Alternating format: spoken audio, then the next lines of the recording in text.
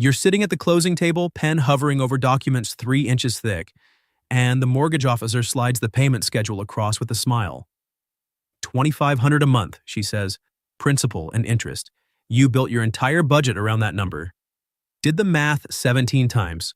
You know exactly where that $2,500 fits between your $4,000 take-home and everything else you need to survive.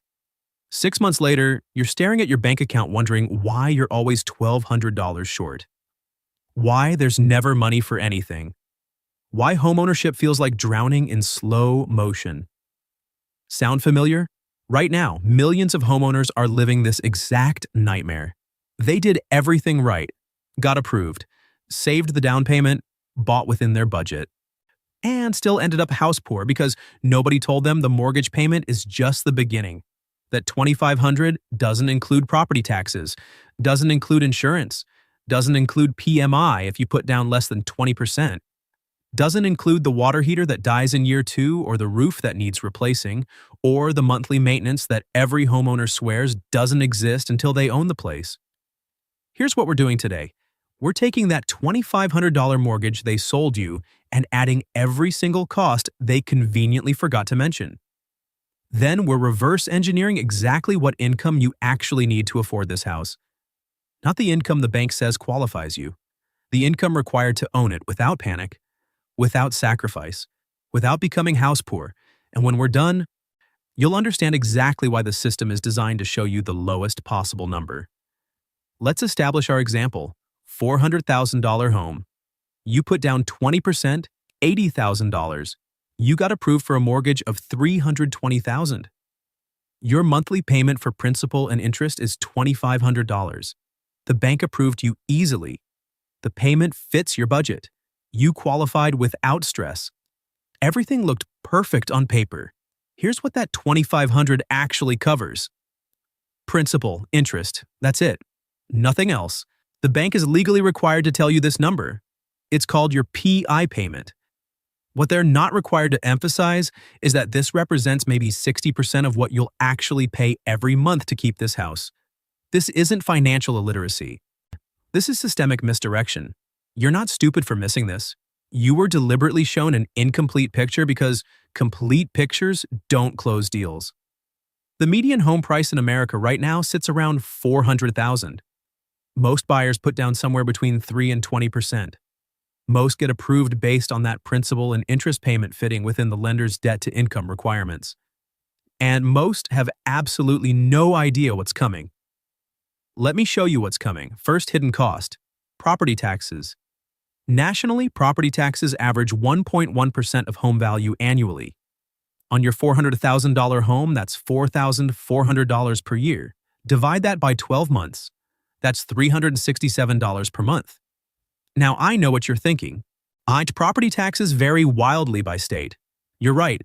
Texas hits you with 1.6%. New Jersey reaches 2.5%. Hawaii sits at 0.3%. But we're using the national average here because most of you live somewhere in the middle of that range. Here's the psychological trap with property taxes. They feel abstract until you realize what they actually are. You're paying rent to the government for the privilege of owning your home. Permanent rent. It never goes away. It typically increases every year, and if you don't pay it, they take the house you supposedly own. You saved $80,000 for a down payment. You jumped through every hoop to qualify for this mortgage. You signed documents promising to pay the bank for 30 years. And now you're learning that you also owe the local government $367 every single month forever. Your running total just became $2,867. We've added $367 to your quoted $2,500. But here's where it gets interesting. Homeowners insurance, currently averaging $175 monthly nationwide, but varying wildly depending on where you live. Florida, you're paying $350 plus. California with fire risk, $250 plus. Midwest with tornado exposure, $200 plus. This isn't optional. Your mortgage company requires it, not to protect you, to protect their investment. If your house burns down, they want to make sure they get paid. What you get paid is secondary. Now let's talk about PMI, private mortgage insurance. If you put down less than 20%, you're paying this. On a $400,000 home with 10% down, PMI runs about $225 monthly.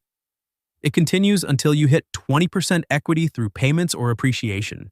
Here's the catch-22. Save 20% down and avoid PMI, but delay homeownership for years while saving an extra $40,000 in a market where prices keep rising.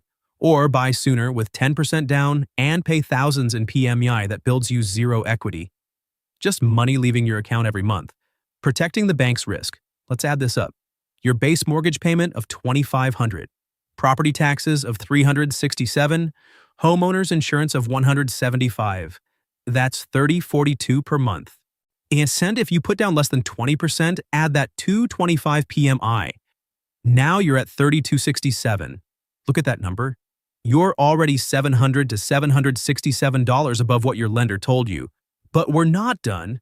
Not even close. Here's the mathematical centerpiece nobody wants you to know. The 1% rule. Financial experts recommend budgeting 1% of your home value annually for maintenance and repairs. On a $400,000 home, that's $4,000 yearly, $333 monthly. You think I'm exaggerating? Let me show you what this actually looks like. Water heater replacement, $1,200 HVAC service, $300 annually full HVAC replacement every 15 to 20 years, $7,000 to $12,000. Roof replacement every 15 to 20 years, $12,000 to $18,000. Foundation issues, $5,000 to $15,000. Plumbing emergencies, electrical updates, appliance replacements, pest control, lawn care, gutter cleaning, power washing. Let me introduce you to Sarah and James. Combined household income, $90,000. They bought a $400,000 home with 10% down. They budgeted zero for maintenance. Their home was built in 2008. Not new, but new-ish. They assumed it wouldn't need anything major. Year 1. Water heater dies. Garage door opener breaks. $1,800. Year 2. HVAC system fails. $7,000. They financed it. Still paying it off. Year 3. Roof leak causes interior damage. $4,200. These aren't unexpected repairs. They're guaranteed. You just don't know which ones or when. That's why it's called a reserve. You're setting aside money every month, so when the water heater dies at 11 p.m. on a Sunday, you're not putting it on a credit card at 23% interest. Add that $333 to our running total. Without PMI, you're now at $3,375. With PMI, you're at $3,600. And we still have more to add. HOA fees. If your home is in a community with a homeowners association, you're paying this. National average is $250 monthly, though this varies wildly. Some HOAs charge $50, some charge $600. Let's use $250. The HOA covers common area maintenance, landscaping, pool, clubhouse. What it doesn't cover is your individual home repairs. That's still on you. So you're paying the HOA and maintaining your own property. Now let's address utilities. Yes, you'd pay utilities anywhere, but houses use more than apartments. Water and sewer, $80, gas, $60, electricity, $150, trash, $40. That's another $330 monthly that apartment renters often had included or subsidized. Let me show you the complete picture now. Mortgage principal and interest, $2,500, property taxes, $367, homeowners insurance, $175, PMI, $225, maintenance reserve, $333, HOA fees, $250, additional utilities, $330, total, $4,180 per month. Let's round that to $4,200 for impact. Your lender told you $2,500. Your house costs $4,200. That's a $1,700 monthly gap, $20,400 annually. That gap is the difference between homeownership and house poor. That gap is the lie. Now let's reverse engineer what income you actually need. Lenders use the 28% front-end ratio. Your housing costs shouldn't exceed 28% of your gross monthly income. If your true housing cost is $4,200 monthly, that's $50,400 annually. Divide that by 0.28. You need gross income of $180,000. But here's what actually happened. The lender approved you using only the $2,500 principal and interest payment. 2,500 times 12 is 30,000 annually. Divide by 0.28. They approved you with $107,000 income. Look at that gap. $73,000. That's the difference between the income the bank says qualifies you and the income you actually need to afford this house comfortably. Let me show you what this looks like in real life. Sarah and James make $90,000 gross. After taxes, insurance, retirement contributions, that's about $6,200 monthly net. Their budget looks like this. Housing, $3,600. Car payments, $600. Car insurance, $250. Student loans, $400. Groceries, $700. Gas, $200. Cell phones, $150. Internet, $80. Childcare, $800. Add that up, $6,780 for basics alone. They net $6,200. They're $580 short every single month before we even talk about clothing. Add medical expenses, entertainment, or savings. Here's how they survive. Credit cards. They're carrying $8,200 in balances and climbing. Their emergency fund went from $12,000 to $1,200 over 2 years. They contribute zero to retirement now. No vacations, no cushion for anything. It feels like Sarah lying awake calculating whether they can afford their daughter's soccer registration. $200. It feels like James driving with the check engine light on for 8 months because they can't spare the diagnostic fee. It feels like declining dinner invitations because they can't spare $40. Their friends think they're antisocial. They're actually broke. Every piece of mail brings terror. What bill? What repair notice? What cost they can't cover? The house is beautiful. The life is panic. That's house poor. Let me show you who profits from your struggle. Lenders make money when you borrow more. A bigger loan means more interest revenue over 30 years. Real estate agents earn percentage-based commission. Higher sale price, bigger check. Sellers want maximum price. Home inspectors want repeat business from agents. Title companies charge percentage fees. Nobody in this transaction makes more money when you buy conservatively. Nobody profits when you walk away. The bank qualifies you for the maximum loan you can technically service while minimizing their default risk. Not the amount you can afford while maintaining quality of life. Their calculation doesn't include your reality, doesn't care about your student loans beyond the minimum payment, doesn't factor your childcare costs, doesn't consider your retirement goals, doesn't account for the life you want to live. Being house poor is actually the industry's preferred outcome. You're locked in. Can't sell without taking a loss because of transaction costs? Must keep paying no matter what. You're trapped in a beautiful prison where the bars are granite countertops and the warden is your mortgage servicer. And there's a cultural narrative supporting all of this. Homeownership equals success. You're throwing money away on rent. Buying is always better than renting.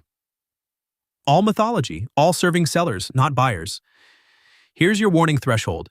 If your household income is below $150,000 and you're looking at homes requiring more than $3,500 monthly in total housing costs, you are pricing yourself into struggle.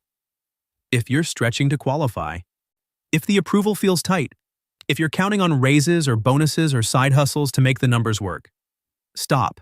Just stop. Let me give you permission to do something radical. Renting isn't failure. Renting is flexibility, predictability, mobility. Protection from maintenance catastrophes. You can move when your lease ends. Your landlord replaces the water heater. Your monthly cost is your monthly cost. Buying a less expensive home isn't settling, it's wisdom. A $300,000 townhouse you can actually afford beats a $400,000 single-family home that destroys your budget. Smaller square footage in a different neighborhood where the math actually works. That's not compromise, that's strategy. Waiting until your income supports comfortable ownership isn't cowardice. It's protection. It's you refusing to let the system trap you in debt and anxiety disguised as the American dream. You have permission to say no. No to the approval. No to the family pressure asking when you're buying. No to the cultural expectation. No to the lender who says you qualify. No to the agent who says prices will only go higher. No to the seller calling this a great deal. If the math requires struggle, the answer is no. You can't unsee this now. You know the real number. That $1,700 gap between what lenders quote and what you'll actually pay. You've seen the math. The line items, the budget reality, the trap mechanics. Use this knowledge to audit any future purchase. Demand the complete cost breakdown. Calculate the actual monthly total. Reverse engineer the required income. Stress test your budget against reality. Not the reality the bank shows you. The reality where water heaters die and roofs leak and property taxes increase every year. Buying a home you can genuinely afford feels completely different than buying a home you technically qualified for. One creates stability and peace. The other creates panic and sacrifice. One lets you build wealth while living your life. The other forces you to choose between your house and everything else that makes life worth living. Here's your permission statement. If the math doesn't work, the house doesn't work. And that's not failure, that's protection. That's you refusing to let the system trap you in a beautiful prison where you own nothing but debt and anxiety. The American dream is supposed to feel like freedom, not drowning. Choose freedom. Choose math over mythology. Choose peace over property. Choose a life where you can afford your mortgage and your life. Because your lender approved you for $2,500